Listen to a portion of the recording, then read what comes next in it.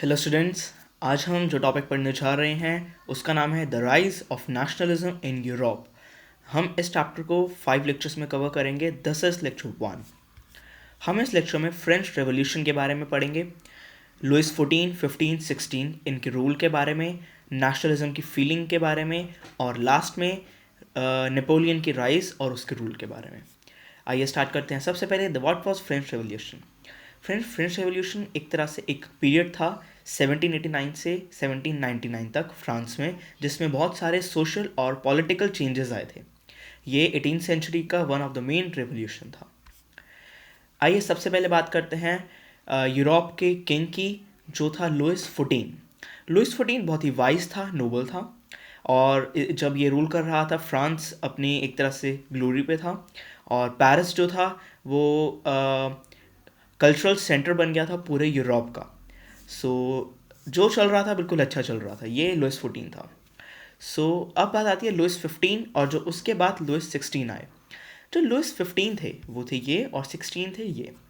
जो लुइस 15 थे फ्रेंड्स, ये बहुत ही क्रूअल थे, और इन्होंने अपनी सारी जो अमाउंट था, जो इनके पास वेल्थ थी, जो इनकी ट्रेजरी में जो भी मतलब सोना, मतलब जो भी इनके पास सारी वेल्थ थी, वो इन्होंने बड़े बड़े पैलेसेस वॉर्स में लगा दिया।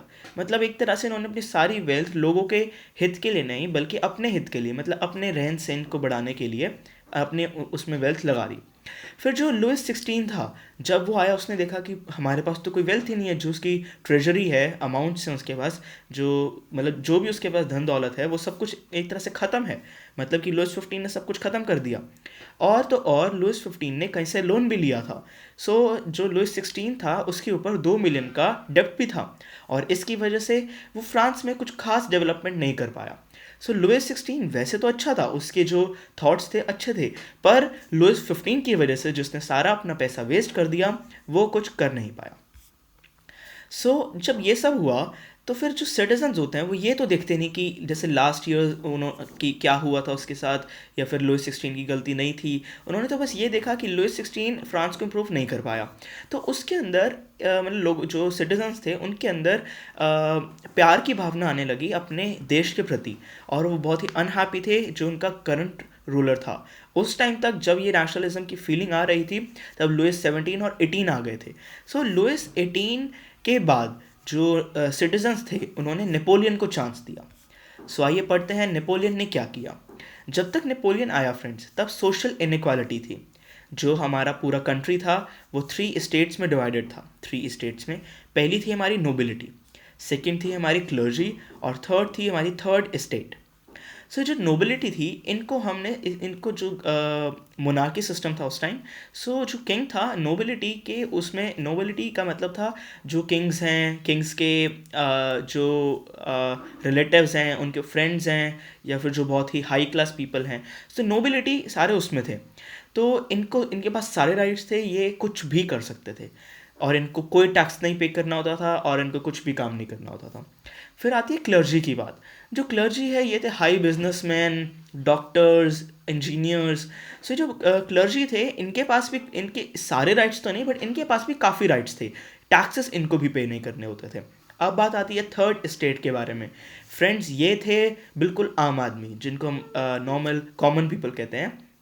तो ये इनके पास कोई भी राइट नहीं थे, इनको सारे टैक्सेस पे करने होते थे, काम करना होता था। और वैसे फ्रेंड्स, जो सबसे मेन इंटरेस्टिंग बात है कि नोबिलिटी और क्लर्जी को मिला के 10% पॉपुलेशन बनती थी सिर्फ यूरोप की, यानी कि 90% पॉपुलेशन थर्ड स्टेट्स की थी, जो काम करते रहते थे, जो बिल्कुल कॉमन पीपल थे। ये कहा जा सकता है कि ये एक तरह से सोशल इनइक्वालिटी थी।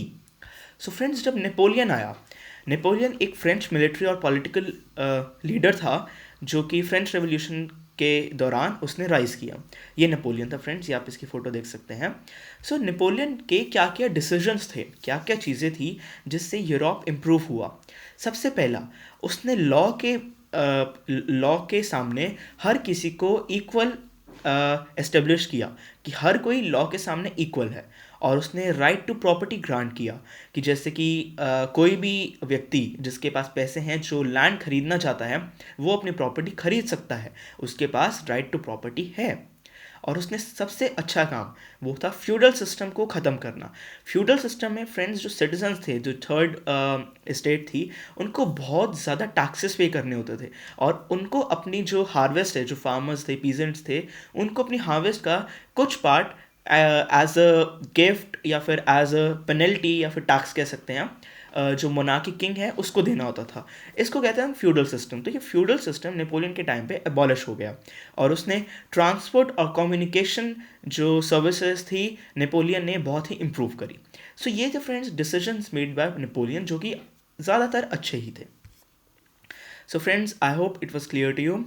अब बात करेंगे हम नेक्स्ट लेक्चर में, लेक्चर 2 में, कि ऐसी क्या क्या फैक्टर्स थे जिससे नेपोलियन नीचे गिर गया। और नेपोलियन नीचे गिरा, लाइक उसका जो पूरा एम्पायर था फॉल हुआ, ये कैसे हुआ, क्यों हुआ और उसके बाद क्या हुआ। So please watch, have a nice day.